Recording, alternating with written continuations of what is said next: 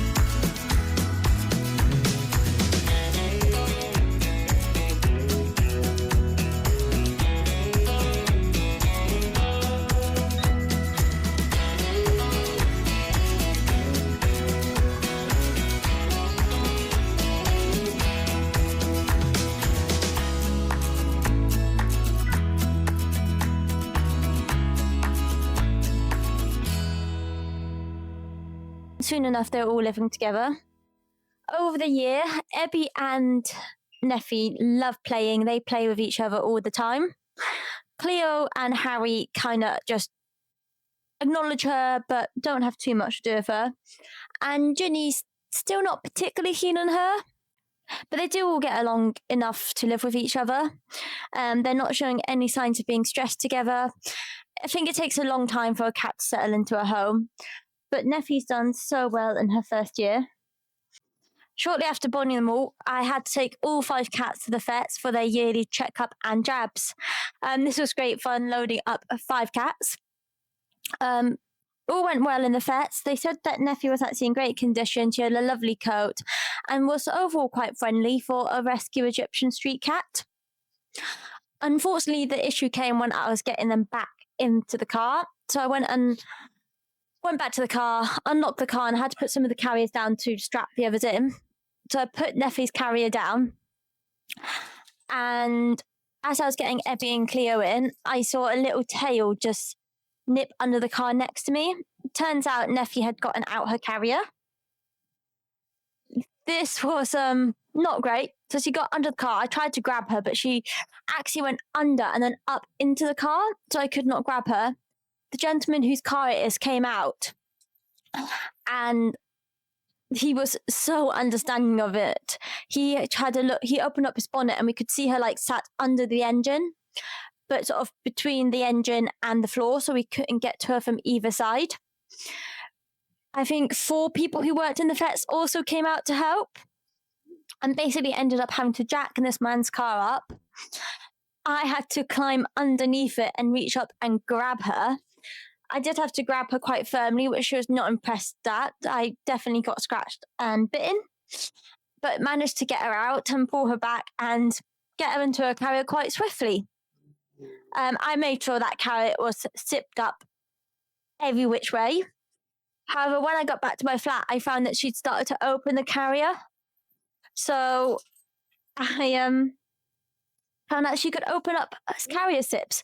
Now when I take her to the vet, I actually have to zip tie all the zips together. But yeah, that was her first trip to the vets. A few months after that, I saw that her abdomen looked quite enlarged. So I took her down to the vets and they had a little feel and they're like, they don't feel anything too concerning.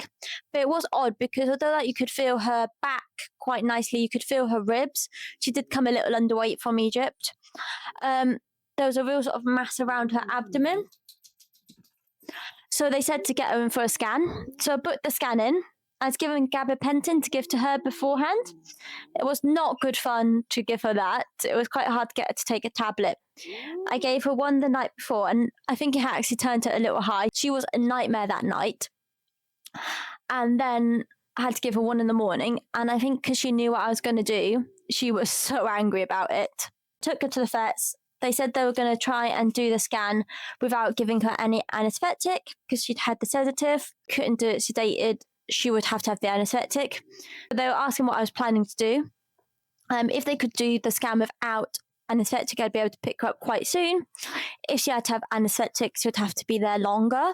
But they said I could either stay around and see what happens, or I could go home and just pick her up at any time. They didn't mind keeping her there for longer, even if she hadn't had the anesthetic.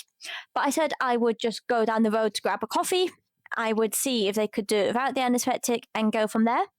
So I popped down to the local coffee shop. I was sat having a coffee when the phone rings. And the vet says that they've done the scan. They could do it without the anesthetic. And they asked me if I'm still nearby. And I said, yes, I'm just down the road. They said, could you come back and we'll have a chat about the results. At this, I obviously completely panic because I'm thinking it's something dreadfully wrong. The fact that they want me to come back so quickly and chat about the results. I'm literally like driving back up the road in such a state of panic. I arrive, I get taken into the consultation room and Nefi's there and Nefi's looking like she's doing great. So the vet comes in and says, so we've done the scan, and I'm there taking like a big breath to be like, okay. They then say, we can see a lot of fat. And it turns out she just got fat.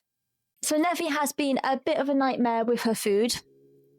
She is very possessive of her food. She scoffs it down really quickly. My cats do all have microchip feeders, so they all get their set portions. However, Nefi will try and like nip into the other cat's feeders before they shut. She will try and break into the cupboards where I keep food. She'll eat human food if I leave it lying around. So she is definitely got like a real high food drive, and that probably comes from being so deprived of food on the streets. So it turns out after spending hundreds of pounds on a scan that my cat is just fat. We have continued to struggle a bit with her weight. She is definitely overweight and we are trying, but it is difficult. She is a very food-orientated cat, a bit of an issue. And when I've tried to reduce the amount of food I give her, I found that the other issues increase. We are trying different diets to see if we can find something that helps satisfy her hunger a bit more, but it is an ongoing issue and it is hard because we obviously want to be appreciative of her background. So yeah, weight's been a big issue in our first year. Other than that, as well as meeting the cats, she's met my 3 dogs. When I adopted her, I did check that she was good with dogs, and she is actually really accepting of the dogs. She does so well with them. I don't think she particularly likes them, but they're all happy around together. So that is fantastic. She has also met my rabbits. The first couple of times, I think she was a bit interested in the rabbits, but they quickly put her in her place, and she now knows not to mess with the rabbits. I do always supervise them when they're around each other. Don't worry about that. But to be fair, the rabbits are the boss, and the cats do get put in their place if they try anything. As for adapting to be an indoor cat, she's done fantastic. She shows no stress behaviours. I think she's quite content to have gone from a street cat to a little house cat. She is safe, she is loved. We have lots of enrichment for her, and I think she's quite happy. Over the year, we've got lots of cat shelves for her, which for her and the other cats, which they love jumping up on. They've got lots of enrichment. I work hard to make sure that she's stimulated and has lots to do. For Christmas, she got a lovely cat wheel, which she does run on. She has loads of cat shelves she can jump up onto. She's got her cat tree, which is behind me. We have lots of beds and lots of toys. She is a well-spoiled house cat. We've definitely had a good first year together. Hopefully the first of many years together. Adopting a street cat has definitely been an interesting experience, but I could not be more grateful for Sea Animal Shelter, where I rescued her from. They are an incredible shelter. I could not thank them enough for this lovely girl. She is so special, and I am so grateful for her.